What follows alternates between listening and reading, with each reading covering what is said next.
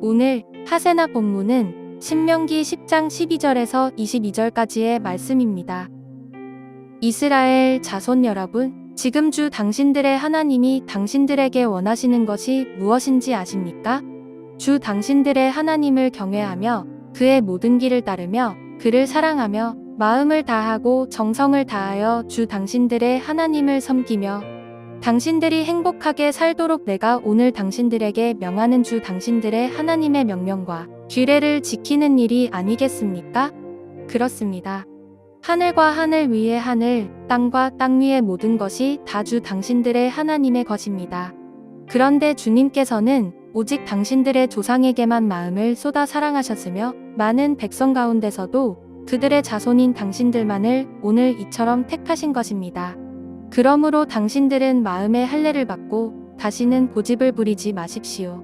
이 세상에는 신도 많고 주도 많으나 당신들의 주 하나님만이 참 하나님이시고 참 주님이십니다.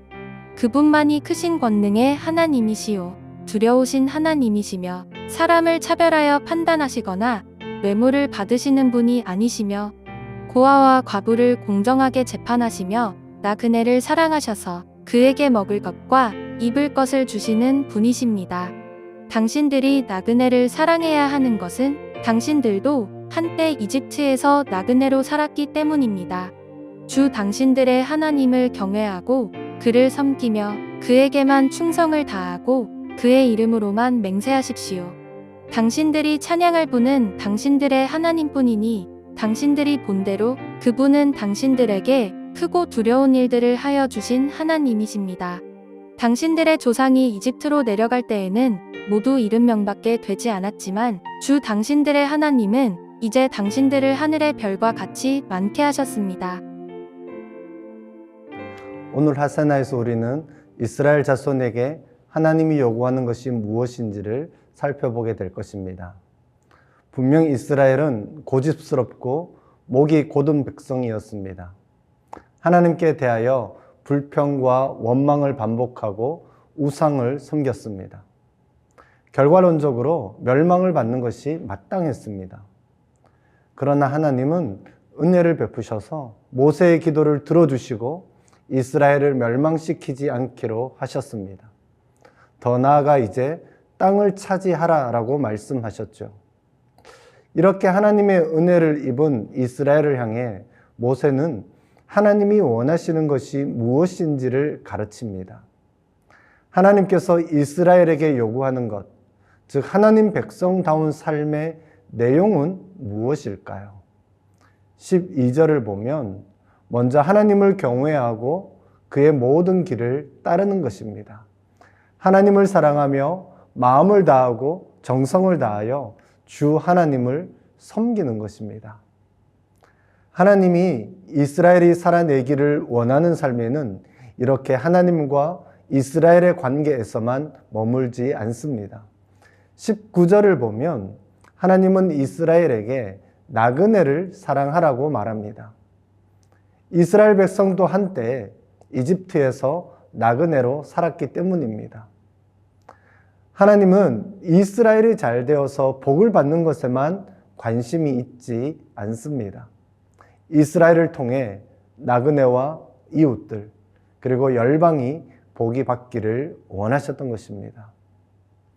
하나님은 나그네를 사랑하셔서 그에게 먹을 것과 입을 것을 주시는 분이심을 이스라엘은 직접 이집트에서 종살이를 할 때에 경험했었습니다. 그러니 이제 이스라엘은 그 하나님의 도우심과 은혜를 나누는 삶을 살아가야 했던 것이죠. 하나님께서 모세를 통해 이스라엘 백성에게 이렇게 말씀하신 것은 한 가지 이유 때문입니다. 13절에 나와 있는데요. 당신들이 행복하게 살도록 하기 위함이었습니다. 그저 매기 어려운 멍에를 이스라엘의 목에 걸어두려고 하신 것이 결코 아닙니다. 바로 이스라엘 백성의 행복을 위해서입니다. 여기서 우리가 기억해야 할 것은 사실 이러한 언약 관계는 이스라엘이 하나님을 따르기로 한 결심이 아니라 하나님이 그들을 사랑하기로 헌신한 데 그 근거가 있다라는 것입니다. 주도권이 바로 하나님에게 있는 것입니다. 사도 요한의 이야기에 귀를 기울여 보십시오. 요한일서 4장 10절에 보면 사랑은 여기 있으니 우리가 하나님을 사랑한 것이 아니요 오직 하나님이 우리를 사랑하사 우리 죄를 위하여 화목제로 그 아들을 보내셨음이니라 라고 말씀합니다. 하나님이 먼저 사랑하셨습니다. 말로만 사랑하지 않습니다. 하나님의 사랑은 이론적이지 않습니다. 굉장히 실제적입니다. 자신의 백성에 대한 하나님의 사랑이 이 모든 언약의 기초가 되는 것입니다. 오늘 본문에 나타난 하나님은 어떤 분이십니까? 14절에 하늘과 하늘 위의 하늘, 땅과 땅 위의 모든 것이 다 하나님의 것입니다. 이 하나님께서 오직 이스라엘에게만 마음을 쏟아 사랑하셨습니다. 또한 많은 백성들 중에 이스라엘만을 택하신 분입니다. 이 세상에는 신도 많고 주도 많으나 주 하나님만이 참 하나님이시고 참 주님이십니다. 그분만이 크신 권능의 하나님입니다. 두려우신 하나님입니다. 하나님은 어떤 분이십니까? 저는 17절 하반절부터 소개되는 하나님이 참 좋습니다. 하나님의 십과 법이 무엇인지가 구체적으로 나타나고 있기 때문입니다. 하나님은 사람을 차별하여 판단하지 않습니다. 뇌물을 받는 분이 아닙니다. 고아와 과부를 공정하게 재판하는 분입니다. 나그네를 사랑하는 분이라고 소개하고 있습니다.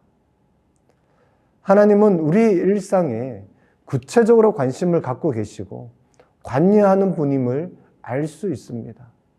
하나님은 정의로운 분이시며 공의를 사랑하는 분임을 알 수 있습니다. 무엇보다 이 시대의 불의함을 참아보지 않는 분이 바로 하나님입니다. 공정한 재판에 관심을 갖고 계신 분이 바로 하나님입니다. 가난하고 소외된 이들이 차별받는 것을 싫어하십니다. 나그네들, 즉 난민들과 이주민, 다문화 이웃들을 사랑하고 구체적으로 먹이고 입히기를 원하는 분입니다. 하나님의 십과 법이 이러하다면 오늘 우리의 삶은 어떠해야 하겠습니까? 오늘 나를 향한 하나님의 원함에 나는 어떻게 반응하시겠습니까? 오늘의 하시조는 불교권 지역에서 사역하고 계시는 선교사님들을 위해서 기도하는 것입니다. 인내를 통해 열매 맺게 하시는 하나님의 손길을 경험하도록 함께 기도해 주세요. 오늘의 하시조 함께 하시죠.